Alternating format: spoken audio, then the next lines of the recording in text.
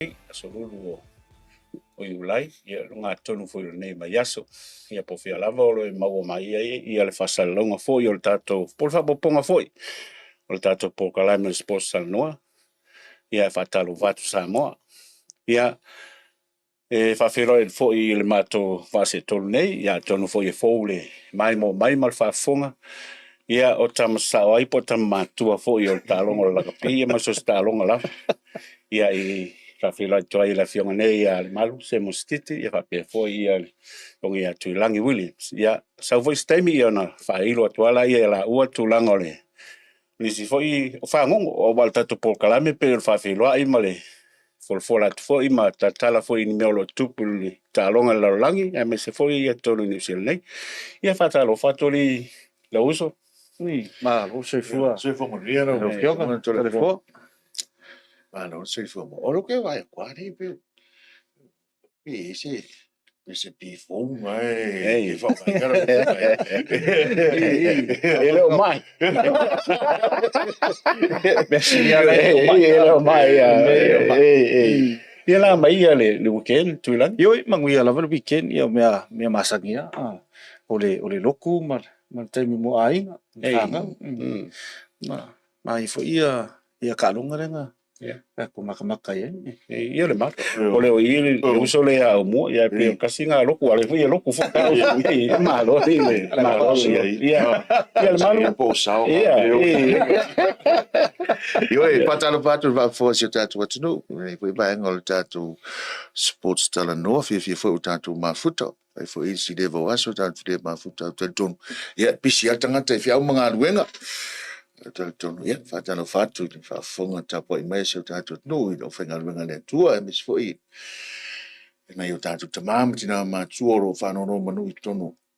o te malawa ia mis fo i lo se tatu watu ia e se foi swinga o le nei aso fa malo te foi wa o le weekend no ko i kele aka o le ro ko fera ko pua ia na Samoa ia na fa tuli matu la uso ni fo ia mulmulani sa usa matu tal no fo i ungo talonga ia matele i man Samoa ia pe fai ia mi se talonga lo plex len sama ia me mengelani ia fa pe fo i Argentina o Ireland o falani o atunu eu fui a Japan me lo ile ulani o Eli Jones ai multimni ele me fanga lo ina lava ia o pe no fai lotu ia sponsors ba o la toni o lo mafu ia no fai mo o ia ne por kalame fa taito foi le semai ia fai o fia faulo fale ia po na lava tulanga i Samoa po New Zealand ia fa so ta ile semai ia Pacific isi foi fa te tele lava le tau lang so mai nei fa mo e mo la foi no tupe wa ia fa lava foi o ainga ma tu tuangia me uma lava nei mai tau me se foi te nei te le fa folenga me se foi il ta pena tu i fuanga o mea kalesia io nu ia me se foi te sel i telefoni ia polato nei ia foi ia lato dias malato fuanga tau ofie mo te nei ia va ai so se si lava i nipsel nei va pe foi sa mo mala langi ato no ma ko le Pacific isi wo como sao ai o le que le kupene a vesa o le si kam ba lo si le wo sa mo ke mingi sao le e tu langi o sponsor ka kole e lua sponsor ia le wa fo mai ka ko proclame sponsor le Elaine Quality Furnishing ia ma le si sponsor le ka wa Delicious Cakes e lua o lo o mai wa add up lo diet me lo Delicious Cakes i telefon ia ma le fo nei me sponsor sa e mul fai lo tu ka ki il cake e poi se ma tocca wa mo sa mo me va penge kal ko wa ko mai nga pa ia i mo forma tu la me fa pe ia nasa tu fa forma sa mo i le fa fila et foi a me se foi te lo talonga sa foi ste mi ma tata no atu al te me no la kapi fa va malo io le visa mai mo mata tu mata fo talonga man sa mo ia me se foi talonga la vale ale te le tala foi le All Blacks mengelani te le foi pekinga ma te no sa fai a mi se la foi ia o se foi famtalanga le o se foi famtalanga le ia wa mea fa penge fa pela e lua ia ia tu o le tupe ia e ina wa umata longo man malo ia ina foi su ia foi ia longo no tangata mi se la ful foi ia mana ia lo foi ma fana mi se foi lo ia tonu to tele foi alum fana o sa mo sa foi stay mi fai lo atu ma sa lo foi lo so nei a pole tua o Wallace tit ia po fea wo ia tu langa o ta penanga me se foi neva ia so ai te tonu lo malanga la o lo blacks mo la ta longa le il fai ngol mes nei fit Ya, ole Australia sa tu boy le tu ina mai ta no na stona. Ina le boy San Diego ni ya ta penanga mo le ta no na stona mo fiti. Ya, ina no foi le fai ngo fiel ta lo fiti e le ko fai ngo fiti. Yo. E ma tu foi la le World Cup le no ma nei le ke le upset le sa foi fiki. E fai ngai Australia. Nga vai a le development le kongo fiki. E ma o banga o ka ko ulo o ko nga menga. Wa ke nga e fa fai a fiki ma fa kai ka inga le o ka ko Pasifika. Iwa. E le o se tau nga valala le ka ko mansa mo ma le development lo i ka e pa ai le swinga lo we fiki. Le nga to o tam. Oli. Ia to mai tai fo. E le mata o fio le tūlanga o mai, o sa vai le lau sunga, a kui rangi wai. Ia, te le lavle le swinga le wai le au fiti temin nei, au te whaafasiria pia oe le malu, pula so tua, pula ma fuaka. La ma fuanga wai se ia fiti ma le mele wai tatou, i terms of matamo. O le manga ia kui langa ko kumwai e kulangai o le management of kia. Waso ia ke lupo lai fai e fikir ke mingi nga ave la ko au i Australia e develop ai ia ka meki le mele pe o le tournament fai ka ko ngi sila o ITM le ava ko isi au no rua ia fiki e vai foi la le developing o le tour e le ke le swing o ko meki ia mo ka ma fa wa le connection le ia connection mai le tua anga ele au fiki ka ko vai ola le connection anga ko le Moana Pasifika nga ka ko mansamo pe ko fia ka mai ki sa mo ai ko ko Moana Pasifika e me fai anga piseninga ka ko e ka iro isa o sila to le fo mai al mal fa te foi tu lang ia se ka ko le marolo ta to foi mai ka fa wa wi ta no ta lo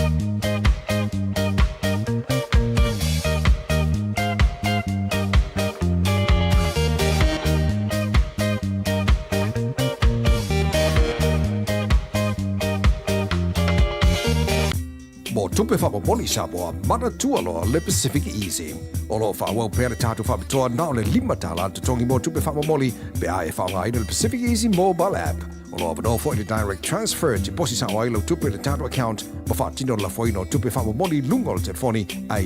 ngā whapitoa. I oe whaasaone loro teimi mau tupe o taunga tale pensini ai whaunga le tātu Pacific Easy app po le direct transfer mo tupe whamomoli. Olo avano fo i o tātu ofisa i o Tara o Tāhu Huma Mangele po tātu la silia ma le fitu se furu o whaasopori ai New Zealand. Mo disa whamtalanga wala aule o Barcelau o Tasiono ono po numero masani au kilani o le lua fitu ono fitu iwa fitu wha po le lua fitu ono fitu iwa baru wha Pacific Easy o lau pa anga mo tupe wha mo boli Samoa.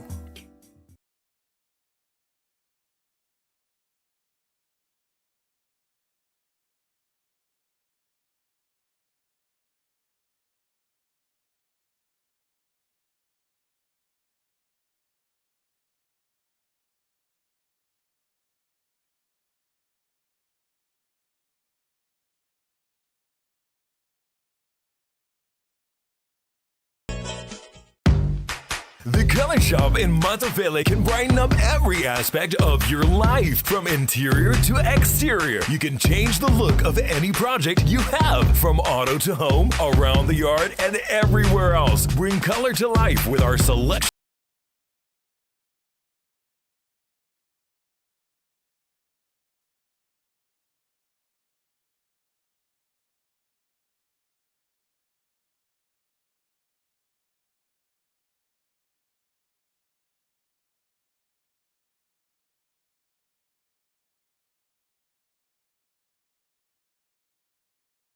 Penga malolonga te whawa tato po kalame. Vanga fole sa tato tala noa ia le wheel malolonga le mar. Ia matura. I minga i development leo o laka pi Pasifika. Ai mese la aule le tua. Ia mese fula ia le aule o le moana Pasifika. Pe tofien ka mi alo fole sa molo iai. Ia mura fole aunga ala fole kako kwa esa ki kilo la kongo ese kako le mai e makamaka. Ua makako vavai po work ia me. Por fisili tu lang yo fisili fo nga ko fisili. Palanga wo leva kele fo nga arvesi mai mo ko mo se ka ko. Wale va ai po le at ko nga development le fai. O le meo ingi development i lano le grassroots level. E sau nga school post level. Secondary school. Sau ai lunga le academy. Alwi fo under 20. Sau le Samoa e makako the sevens ia makako manusamu pea lao le mele pea nga uvava ke kaliko vea fiki mo ka mesal Pacifico i le vave nga sui o le leo au fiki ke ko mal walunga wo ia la kapi nga fisilingia la ia le o amele ko ngole le management pe fa fenga o le leo wa ke kaliko ko va pe o le fiki a mainga ko kama ave o fiki va ai pola me ne but ele ko inga attitude fo le ka ko pe musu e fa ko mo ko ala ngore me ka nga fa o la ne me le ka nga o sa i open up le de fo le ma o sa i po fe ko ne al me ale ku po va ko la mo la me le se ko pe le a wi ka e ma fai me ile le yo se ko pe e amaka mai ngai development la ki fu ye kalkalango ai po angi strategies mangisi me ma fa yo nga va ku komo o Samoa e kau develop ya me se ka miki o le se me ka o ke coaches is mari saole o ke nga ka miki we have the talents o la ye ka miki ma mi fa ya o ngala ma mi fa ya o e ka kaua afa pe o la se finga no o maser ke bingi develop ya ka ku fa ya ava ku se si New Zealand po a me ja New Zealand wa New Zealand ya ke lo all number one country there in milk out development ava ku se si ngi ya wa ku ya o ka ko coaches yang mo fa lo le nga pasi mai lang e mo yo lai lo ka me ki pasi e se a ko inga me fai la ko inga fai le pop pass le le volcamale passa sao eu vou lá kicking ke vai ka aulia en langi sole maku ai ma ai ola ko just a book kicks na vai ka but and again voi le ko fo i mai ni ia le mo fe o le tu kasi le o fiki le o le tu tamino au ngo fiki au ga o le i le mona Pacifica makonga o le fiki la a fai le mele le mona Pacifica o ila ko fia la ka mekisa o biasa fai le mele ai mo ngai o ka ku ka meki au ke vai le au denga ka alo dasko o sama a foi a malo ia le singa ia o Samuel Slade ia Tough Skies ka mo fio le ko e foi mai ia o Angelo Lewis o singa va sa ko kongu me mau penga i marka ko au ko mona tu la no e sa le sa no nga le malu tu langa la le na mi te tso mi la le development I kongu la sa te lo foi ele unha kasia ka ko coaches lai o e ai ku malo fenga le manga fenga le so strong fa kasi mai I developing o la ko players so if I esela ia ka ko development o sa a saula ia le kai inga folio o mase mahoni malanga coaching staff e ko fa unite la ia ka ko coaches lai o ma ave resources fenga le so strong ia la ko ina ia iloa ia kasi la ko vision nei ko via ina ia develop ai ngai kamala ia ka ko vai le results al under 20s le o le trophy ka longo mua se la ua ko penga ai as ko kila ka longo lua o Japan valu lima just be to correct pa ngolo I Hong Kong pele ang kau le ka ko au e loa inga a umile so ka inga ka ko au and we can stay together for a long time e makanga kau le mai ia ka alu so e ke lera e ke vaila le ke le ke pa le au kele ma le au development le ia o le ngal la le o le au coaches la ia e ko fa minimize la le space in between ele makapula le mo ana Pacifica ele e mele e foi mele le ngai fa venka nanga kamai mai a mo ana Pacifica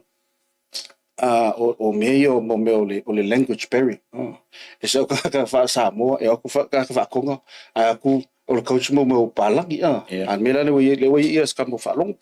so the language barrier is a big thing for and very difficult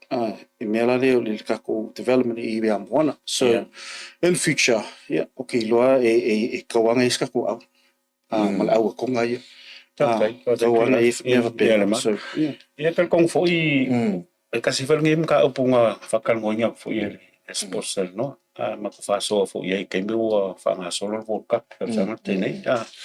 o ngol kilo au le fa fa ke inga le tua ka ko kal ngongi ia inga ofisili ia o lenga o ia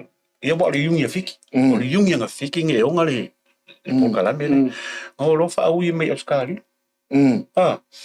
ia lenga sa o lo fit fit o lenga sa o le competition le super Pacific Super Rugby lenga fai ia nga ai ke so la e kia nga ile World Cup ia o mai fonga o le au umale le ngol World Cup alo ngol le vol o me vola le nga vet ko la lo kako o la me le ki le ngi la pia ka ko sa wala va pengi a fe wo fi ke wi mai o la me le me se au ka ko ai sa mo e fa u ia ku ngi si la po fe e wa o me manga ia mo yo kam ka alo coaches ma kanga ka uma ia e pe o kanga ka fa ia ko la ko le e ama ka me fe ngol fo ma ia la so ngal ma ia mal silfia foi sa mo ia o malu foi sa fa ia o nga fo I ka ko ana 20 il ke lo kai il ngata foi sa ka ke ia o mai le ila lo pe o fingale o ngal e o manka alo ko mai ia e coach e lo fali admin pola la ko la ngal me fe ko lenga sa ngo ngai kulanga development la sa si la il ke mi ngai me le o la mengi sa mo ka pe o me lenga il ka ko reflection ale pola la e fu la va ia le ka ko kilo resource ese la mo ko ana 20 le ka ngo ia Hong Kong malo ia Hong Kong ia lo isalo aula e penga sa ngo ia fala tele ia tulanga le ma sa ol sa no ngai I results le under 20 reflecting ala I development kong o iai I pokala me o le under 20s pe fa fe nga piki ka meki o la so o la o fa mo bonga ia nga o fa longa kalwengi elengi me foi o le fainga under o Charles under 20 nga fainga penga nga ave se I meeting nga ave o ai ka make yourself ko fa le jo and to be honest you can't ele ma fainga faiva penga se me e biki mai se tournament will live nga fai live large pokala me mai le 15 alu le senior a so ya a rock le mal tuna limit nga ka nga ya ke mi sui ya alu le under 25 se tournament under 20 o le me nga fa long ke de ise me nga fainga biki ka miki o fe o ila le e a fie ya le o ka se ka mo potu ele nga o avela fa pe mai o fa le a male ya ele o faz development no faiao o faz development ka mai ki ko ring na ka o fisidi ko nga le ku pu mai ngin me le sa mo ya se Joseph fa ka usanga le o pena ye mo fu la mo maka mai le si o ko mo fa ka I vo ya o le o fa sala fa sala o le o fa sala but ole umire vai nge sorry okay ka miki le ia te pe ia nai umara unga ele ka ele o ka but ole si le unga ole e va mai ka ko coaches te long vai ka ko sevens wa le e fo e vai kwa e confingas como we ya prime ole e piki me ka miki le area le e min age group le the academy it develop o faingi la ko elite players o le academy e calling inga ila vermilis o me va penga e ka ke na o mo ngalo kala va pe me e faingi Charles le ele o face tournament under 20 ya o shot la nada o I ka o ya sa mo ko ya le la o afia ngai kama ia a vengi ya patele se development na le inga ka pi ke le lo foi la po o kasi ele excuse fa pe mai ya o le sele pero ala ba kule Ole au nganga me. fa sa mai au le ma ke ma ku aso la le fa ke le au ser pokala me fu le fa ma ko mo wai waya ke vela me nga fa ma ka la if so ka ia pokala me nga ke vela mal school boys rock school e ma ka every year e tua mai ia le onga ia le file ka me ke o ka le ma ia nga exposure so vai nga fienga o ka ko ele interviews ko ingo waya ma fire ko ma pulu wa ile ma pulu lans ia o esa ngola development ma hutang ko wala wali o loki quite jo stars nga mai de ingenyu sile pokala me nga o mai ngi develop o kula e ko ngiki mai mana mama ko I foi abi au I konga mama ko anda the secondary school nga ave le ma nga yo ma ko fai no nga anda 18 nga sa fai okay kala ngo fo ile gola kala si so ora ke o ka ngo pu ngo ko le nginga la ko ke I kuai si umulenga ko fai ko le nginga ma vai ma ale ia le malu voi nga so ole ma mai so e mo I nga me le se kupe nga fai ele se ku ele se kupe nga ia mai fai le no fo la me ku pen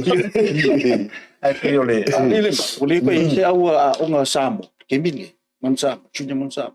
ele ko ese o igual o sui a kon me wa do under 20 a so nga ko esa secondary school sa tu e konga sa fai fiki le tu nga ko Australia o New Zealand o tournament nga ko le New Zealand ko le o and to pros ma Trevor Leota ma Jonah Lomu ma Pira Latini e ma Lauringa e voila ya Australia e ko kele foi le wala bisina nga but even ele mo ia o as kan fainga voile but o lawa o making ma e lo le ya ri ko nga level e ka ko au sa pe la ko nga bo missing me nang fai fa ma ko me nang fai wa it's nga kala ila lo development is ka ma o ko nga le wa ya pe ma ko le mai ila lo primary school college club Ole la ma fangu ka ofie. Nga fa ye ka wa ye me. Kong ko fa reinstatement nga sa alo sa rang because ole New Zealand secondary schools I've ile secondary schools la le I ngai ukilang the schoolboy competition. But base nga all ko kele la sa mo le ka alo I secondary schools la mafuanga o fesile kwai pula la mafuanga bo ka o fele secondary school sa Samoa au le si foi building block nga anga i le 20s Ke no nga wale ko ye lo sko ingo mai ko mo ning ka pi. Ia wale ka kal ngoi ngi ti bala ia pe ole mea ka ko ngi ole ka ua ia yang si lo mi ana 20 e pia o ile le foundation mal fa vai o me e fa mai ia wallace fa ke kai ola ko magi ngo me ana 20 ya o male lo plex ngi ia ka ko ia pe ole mea le ka kal ngoi ia o fuanga pokalame ma e fuanga i se wa o sui fa vai ka ia fai wole ko yengi tournament nga ia sola alo ele kana tui ia loka ko vai se la mo ko pule se la e pa wala ka kilo nga fa ki ola na me ko pola e wa kilo ka nga kai il development mal me bo ia e pe nga e el fisili ia o kalifo ke ola vai o ka kungal maka ia pe o me la ko pusa mo mala ko lo fa ia kong e kala ngua wa pe o le o fa inka ngal me e se lo fa kong e se ka fa ngal be mo ko le ka fa ngal be ngai i me lo ko po mo fonga e wa ku si limba mai a potu mai kamera be a ia e lo la ko pe o fa ingo po kala me mo la ia ka kong la fo ia kong ya nga vol ka ko ka ngua kuma ka ku mga ko fo le mi la ka pi ia ngai me o le se nga fa ia nga ruenga fo imba ka fa me fo ia ku la ngo me ko sol bul pa lo pa fa ia ka ko ia fa ia ko sol bul pa lo ia la ka ko malo longa ka to fo ima ia ka ko fa wa lo la ia i unga fo ta longa sa fa nga ia la ya to la val weekend la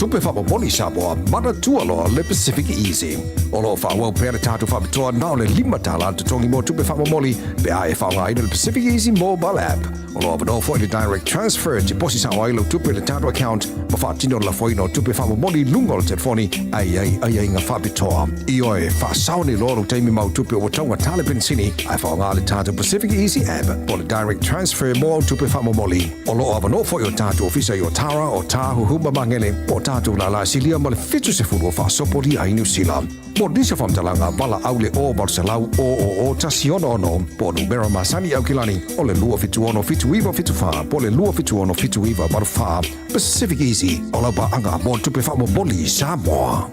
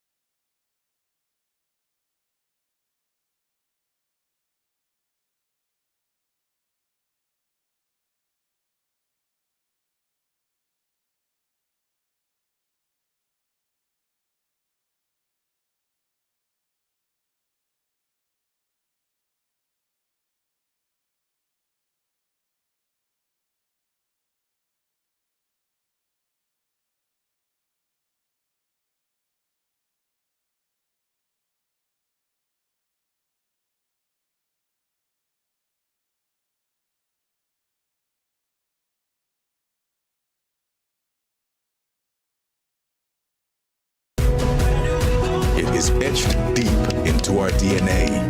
We stay connected to our roots and to each other, even when we are oceans apart. Where do we go from here? Only the future knows, but we'll be there. Journey together with Digicel. Ia te whatalo watu foi i te foi mele tatu pōkalai mele sposa noa. Ia o le foi la ua o mele taimi watano i ngai foi ia ingo tālonga i le wao malo i le vaiaso tenei i le weekend. Ia pe whaintu atu lau fionga tūlangi e whalau mai e tatu Ia o leo, o tāronga la le pasi weekend, ia ka alo ia tonga ma Italia. Leanga malo ai Italia le tolungo sufa, ia USA ma Skokilangi. Leanga malo ai Skokilangi 42-7. Ia ka ngaka ma Romania. Ia malo ai ka ngaka ngai ko 5 lulua. Ka alonga la skonga ilea nga ka alo ai Samoa ma Spain ia pia. Leanga malo ai ia Samoa tolufa le tosfulu. All Blacks ma Ingilangi, malo ai All Blacks lufulfa sufiku. Australia ma Wales, malo ai Australia ngai ko luongo lua valu. South Africa ma Ireland, leanga malo ai Ireland 25 luafa. Argentina ma France, malo ai Argentina tolu 25, big upset. Chile and Belgium, malo ai Chile ko 5. Paraguay ma Hong Kong. Ya, leanga malo ai ia Hong Kong valus full. Japan ma Georgia. Malo ai Georgia lufu 5 kolu kalafaya Eddie Jones. Ya, Namibia ma Portugal, ya leanga malo ai Portugal ko fiku i le lua. Ya, kalunga nga. Ia To the floor. E foi. E ia results ka ke vai ko ia mo ka ki. Ia. O ka no ia sa leva mo ma ka Samoa ma Spain. New Zealand ma England. Is verkanong Australia ma Wales ma Afrika ma Ireland. E se le levo lo e so le la kapi pe Afrika ia ile afo ole ile va le Northern Hemisphere ma le Southern Hemisphere. Wa le vai aso dan kengi. E pinga malo mai au le Southern Hemisphere. E au le Northern Hemisphere. Au le weekend la kengi. Ke le wa le malo ai langi Afrika. Ya la como fai en langi ka uso se la ko malo I kongo news langi. Ya venka le recordai pe konsu ka sanga kalu ni malo se si ideu plexi kongo le irin pa. Ai ya mai vos ka ku ka no sa mo na speak. Pero vos sa mai boa la o fiong. A kongo mun me ka ngol man sa mo ma spe. E pa lu mai mo ka ngol I ka rim to. Le ai. Kay ngo makamakay highlights. Okay lo ai. Malo si kelila au I kali. Wale wo mga nga aluma masamo. Yan na way po nga lubu condition ya kamay nga. Karong mo foi le akong ka. So mga ko fakas mga yala ko la ko kamfeng. Kilo foi ile Pacific Nation. Tough ngi ko nga pa face man samo in 4 weeks. So kako kala ngola kalo ngola alo pes mingala ya wakal kong fo I or kelo kar ele makala fo yo vaya so kule yo yang malo ala kala ngola ya ko ole maria nga ole me ya wapi ale kala ngoka nga ye fai kionga ya ye yang I si fianga fo yo ngona fo I kulanga me umala wal fa ya onga ole au kamka tapi at the end o ngi kala ngo ole me ka wanga malo wang fa pengi kalau mo ay may fongang fai ya ole ya la se tulan ya sa ole lo so no tulan fo wa ya o ke vai kule All Blacks ma kwai lucky ya ma kwa lucky ale All Blacks wa malo ka lo ngai luai mai ngilang ke vai kule ka lo mombo people ngale wa we just got there in terms of the score vai fo ka lo ngalo dua angale la kuia scambo Bowden Barrett. Ya, il impact lang ala kwai Bowden Barrett. Piwa po ingang kwe mawele so ka inga mawele lole le ala sa wala mga olo plexio. Wa va ko lako kicking game. Piwa ngale le first half. Piwa kikit polo ele lo po fera kikit polo. Wa laki wa sawia scambo Bowden Barrett. Le ko fa sa oil le ke lo foi o ele mo ele o plex le game plan for ia Scott Scott Robinson man ko foi o new coach e foi langa new philosophy e foi langa new vision lang ko pa so okay lo a o ke me mo ai menga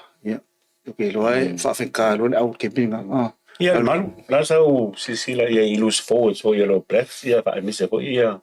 je lose forward sa Engeland. Ja wa pe o nga la vale. Se ko jinga so le wa pe o kamba ngai nga so le ko in. Makau kia.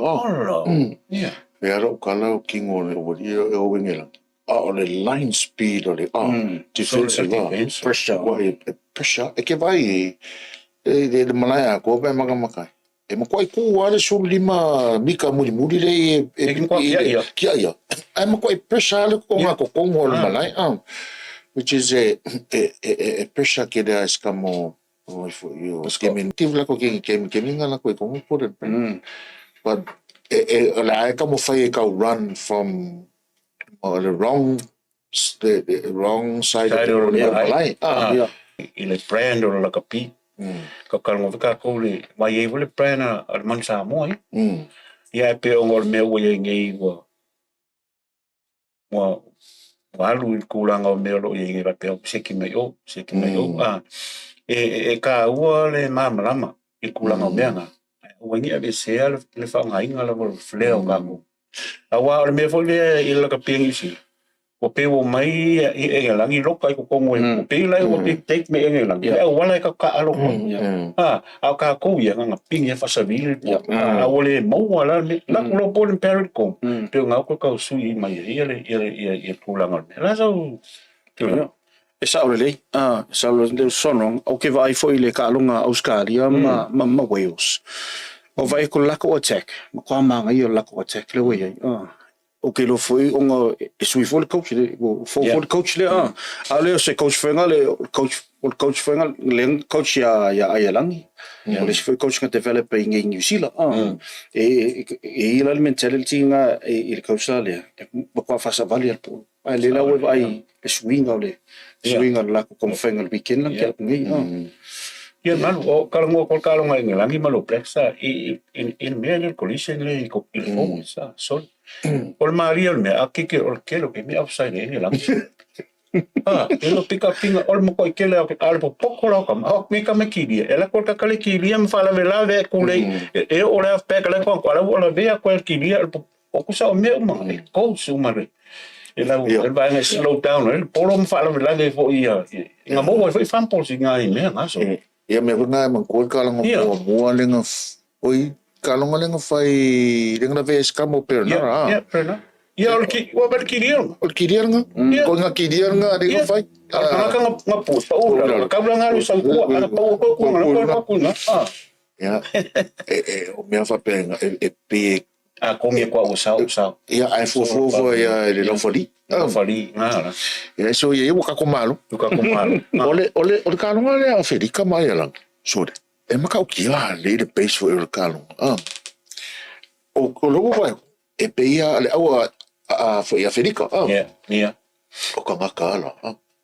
pe vai de la 4 years ago o ka ngakala na ikikiro la ye the next few years when the next World Cup po ka ngakai e audia ku de World Cup oli se mea tu langi malu mai ko nga kalonga e Afrika mer so le fai Afrika me ngal pai me la ko ngo fiku valu ko backland no what ai foi mai ko seki mai ana ka mal fai ngo le fai wal me nga ol mer coach la ko e ka alo la ko strength le brand la kapi kui fo la ya era me vingo me la ngi ka o me ka ko ka sanga ke ngel ka fa le ko ngoi pas singal fo so it's skill skill la kama ko ai sorry ole we o ngi Tony Brown ngi o ya Federica o di sianga me we sa ngoi de me fa ngao o me bus fouti esa o plan na le fo think I can see out wide fa nga me si maru fica na ko wingi pupu make themselves available e le polo po le off-road mana, o le sao. Nga. E foi le controversial decision la le culture Rasi le nga sa ile la ko bench a vel la ko bench e o fu wiki e lupe e fa mo le bomb squad long winga e vai ko la ko swing la ko au it's a whole forward pack that comes on in the second half and that's foi le nga ka longa me le ke le ka manga le fia i mera le ma kwa le fia but to me or the coaching style kamalo he's working within strengths Pe me ko ngala tu langi malu le ka kalngo ye ola ka alo afili ka e fu le me e malo la fo a wa ke ko ala ve mangi pekla sole e men en fenga me lose forward fa o kingo ka le malo si ya me nga e ka kalngo fo i blanc e ka kalngo ya Argentina ma falangi sole Tokyo. malo Argentina ko su ko lu boni o ko foi Argentina nga i le rugby championship sa la mi ya Federico Mang New Zealand e so nga pa introduce le tournament okay meaning ye le malo lo Blacks last year vai la le alo falangi le malo ya Oscar o le on ka wo foi nga mo ka ko ka alo du mai le voi Tapi oli singa me a kong nga ngalwa ma wole mangalwa ka penkengi fa lo ko fa penga nga manga nga o ya le au if you all the tournament for le a tier 1 nations for ya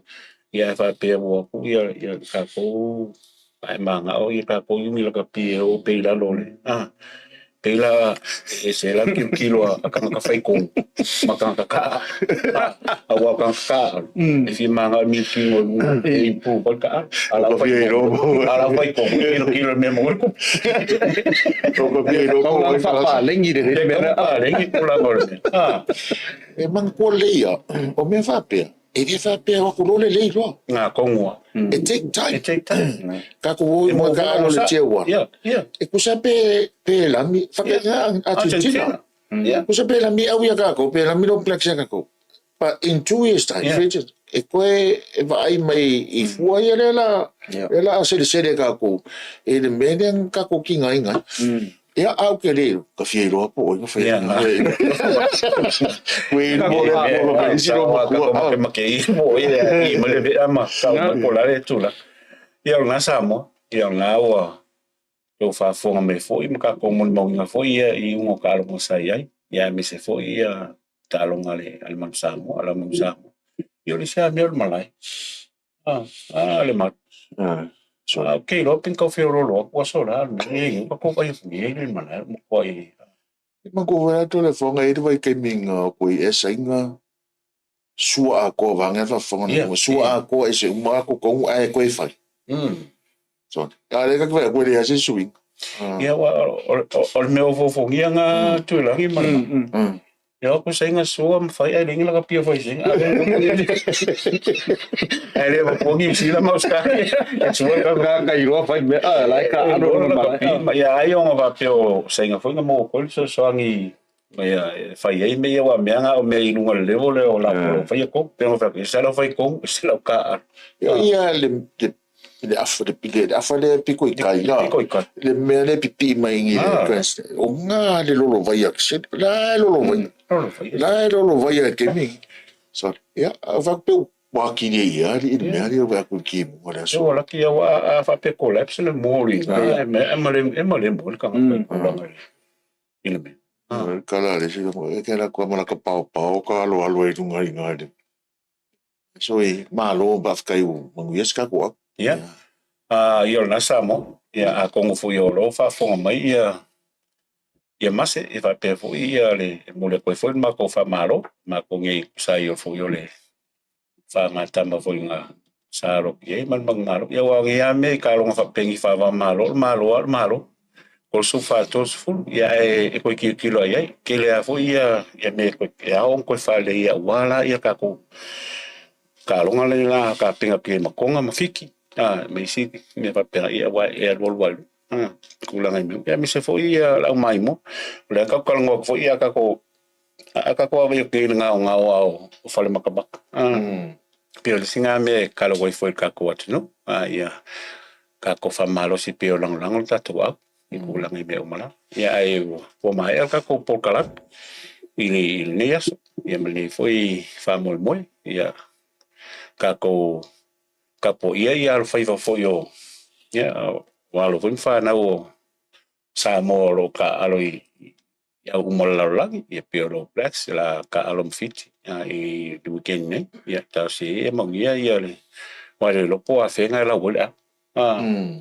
ini ya wa me le wo ye nge e piki ya wala sa episode ke fong ya o ya ma Le o me si le fa fa la si ba ko ai. ya kalo al nga ya mo sa va ngola tri ya si la ol ma ya ka ko va ko le e presa ma ver fa ma lunga fo tal no fo ya aka kai coaches ma ka ma la ngi sila I kulang ya wala si mo so nga ngoi ko ya e ole ol fa ngona ol por kalami ya fa malo tu fa kai ya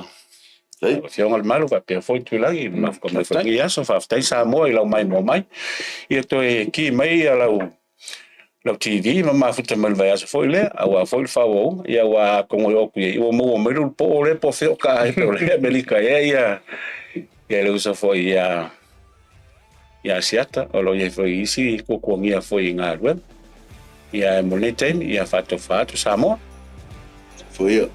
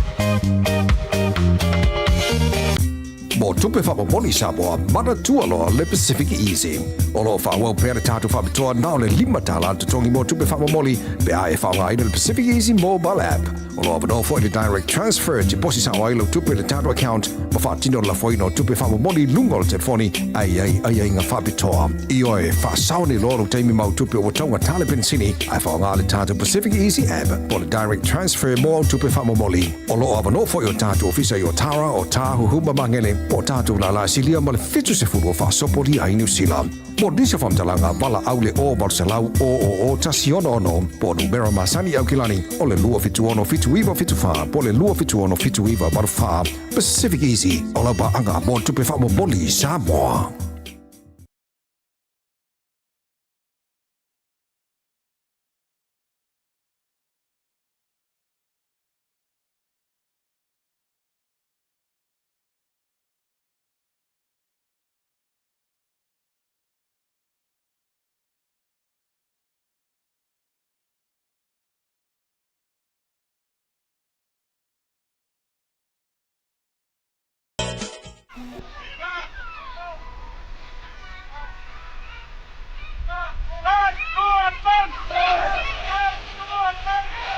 e wawhita ule malanga pe atato walo pa'awhatasi. Our destiny is within sight when we paddle our canoe together. In an ever-changing world, we have held on to our traditions, passing them on to our next generations and to our future leaders. It's our inherent nature to serve that defines us, the pride in our culture that unites us. It is etched deep into our DNA. We stay connected to our roots and to each other, even when we are oceans apart. Where do we go from here? Only the future knows, but we'll be there. Journey together with Digicel.